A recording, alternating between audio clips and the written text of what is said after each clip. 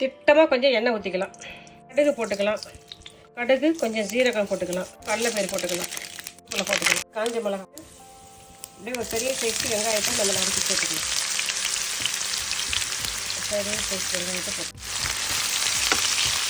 கடுகு சீரகம் கடலைப்பயிறு காஞ்ச மிளகாய் கருவேப்பிலை தாளிச்சிட்டு வெங்காயம் போட்டு வதங்கிட்ட பிறகு நறுக்கி வச்சுருந்த ஒரு 3 உருளைக்கிழங்கு சேர்த்துக்கலாம்.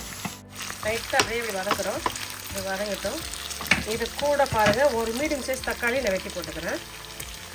மீடியம் சைஸ் தக்காளி நான் வெட்டி போட்டுக்கிறேன். ஒரு 50% வேக வச்சுருந்த சென்னாதால் வெள்ளைக்கடலை சேர்த்துக்கலாம். ஒரு 100 கிராம் கொண்டக்கடலை 100 கிராம் கொண்டக்கடலை வெள்ளை கொண்டக்கடலை சேர்த்துக்கிறேன். நீங்கள் கருப்பு கொண்டக்கடலை கூட சேர்த்துக்கலாம். ஒரு 100 கிராம் உருளைக்கிழங்கு ஒரு 100 கிராமு கொண்டக்கடலை ஒரு 100 கிராம் சேர்த்துக்கிறேன். இதில் கொஞ்சம் மிளகாய் தூள் சேர்த்துக்கிறேன். ஒரு அரை ஸ்பூன் மஞ்சள் தூள் சேர்த்துக்கிறேன். மஞ்சள் தூள் மல்லித்தூள் கரம் மசாலா தூள் மிளகாய் தூள் உங்கள் டேஸ்ட்டுக்கு ஏற்ற மாதிரி சேர்த்துங்க. சேர்த்துட்டு இதை அழகாக லைட்டாக வர சேர்த்துக்கலாம். டேஸ்ட்டுக்கு ஏற்ற உப்பு சேர்த்துக்கிறேன். நான் 1 ஸ்பூன் உப்பு சேர்த்துக்கிறேன். 2 பச்சை மிளகாய் கீரிட்டு சேர்த்துக்கிறேன். நான் சேர்த்துட்டு நல்லா அழகாக இதை கலந்துக்கிறேன். இதில் நான் கொஞ்சம் கீரை சேர்த்துக்கிறேன். ஃப்ரெஷ்ஷு கீரை இல்லை, இது கீரையை அவங்க இதுக்குள்ள அரைச்சி சின்ன சின்ன உருண்டையாக செஞ்சு வச்சுருப்பாங்க. ஒரு 5 உருண்டை சேர்த்துக்கிறேன். சேர்த்துட்டு இதில் கலந்து ரொம்ப நல்லா இருக்கும் அந்த பொரியல். சுத்தமாக நம்ம இதில் 1 கப்பு தண்ணி சேர்த்துக்கிறோம். 1 கப்பு தண்ணி சேர்த்துக்கிறோம். உப்பு காரெல்லாம் பார்த்துங்க, டேஸ்ட்டு பார்த்துங்க. கடலை ஒரு 50% வேக வச்சுட்டேன்.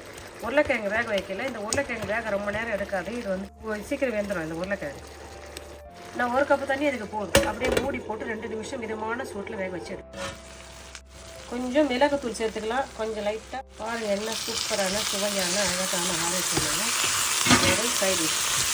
அந்த கீரையை ஃப்ரெஷ்ஷாக கடிச்சா கூட ஒரு பாக்கெட்டை வாங்கி வெட்டி போட்டுக்கலாம்.